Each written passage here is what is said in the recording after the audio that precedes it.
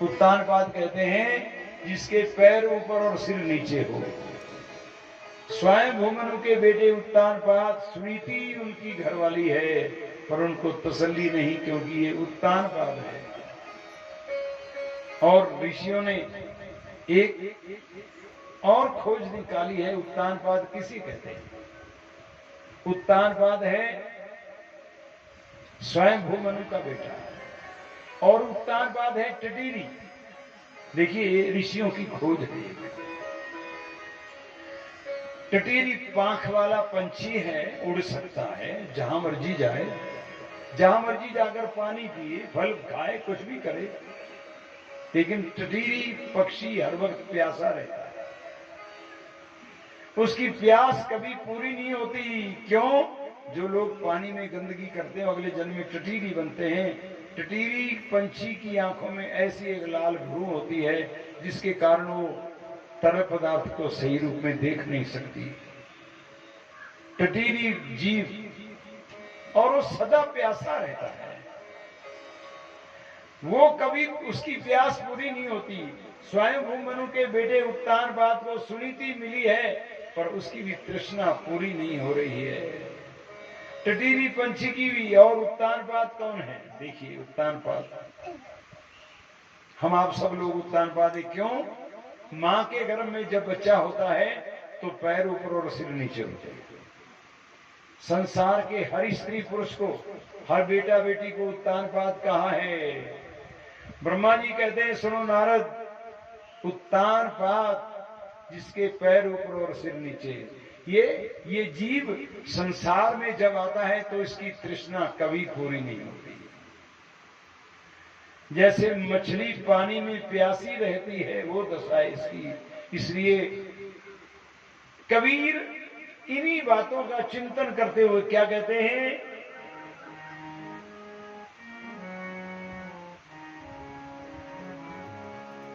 पानी में मीन प्यासी मोहे, देखत आवे हासी मोहे, देखत आवे हासी।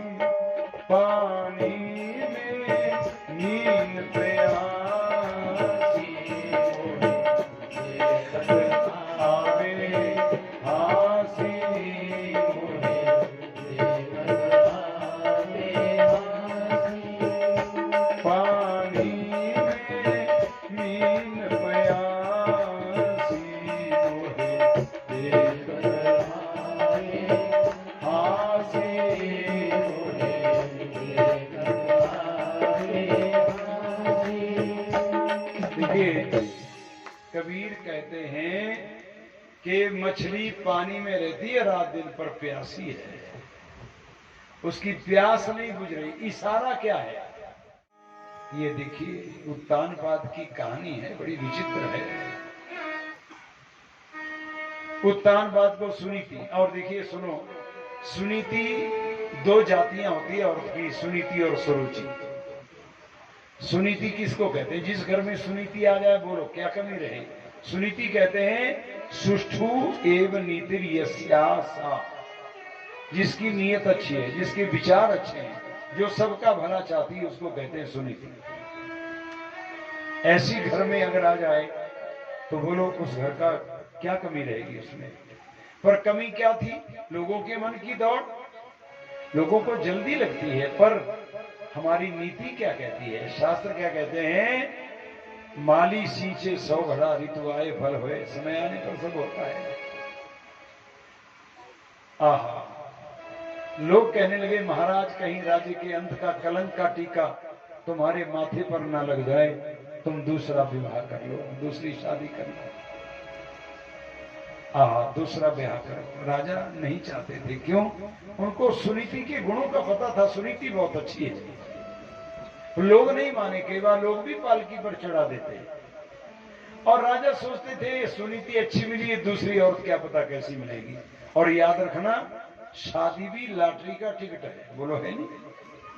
है ना? मानते हैं इस बात में। 100 रुपए का टिकट लगाया, समझ गए ना, लाख रुपए निकल गए। अर्थात जीवन साथी अच्छा मिल गया, घर वाला अच्छा मिल गया या पत्नी अच्छी मिल गई तो लाखों करोड़ों का टिकट नहीं निकल गया, बोलो। और अगर जीवन साथी अच्छा नहीं मिलेगा तो जो ये 100 रुपए का टिकट ये भी तो जले भुनेगा। जीवन साथी अगर अच्छा नहीं मिलेगा। राजा डरते थे, सुनीति अच्छी है, संतान हो ना हो, पर लोगों ने दूसरा ब्याह करवाई दिया। पर अब सुरुचि आई। सुरुचि सुंदर तो बहुत थी, पर सुरुचि थी। सुरुचि भी एक जात होती है औरत की। सुरुचि कहते हैं शोभना स्वयं रुचि यस्या सा सुरुचि, जिसकी अपनी मन की खुशियां सब कुछ है, दुनिया जाए दरिया। हाँ, सुरुचि। राजा घबराए भी, पर लोगों ने कहा महाराज आपके राज्य में इतने लोग पलते हैं, कोई बात नहीं, वंश चलना चाहिए, लेकिन प्रभु की मर्जी देखिए। ध्यान से, बड़े ध्यान से सुनना। सत्यमेव जयते, सच की जीत होती है। दूसरी रानी ब्याही के बाल बच्चा हो और दूसरे साल से अंदर अंदर बड़ी रानी सुनीति के पुत्र हो गया। बोलिए जय श्री कृष्ण। सच की जीत होती है।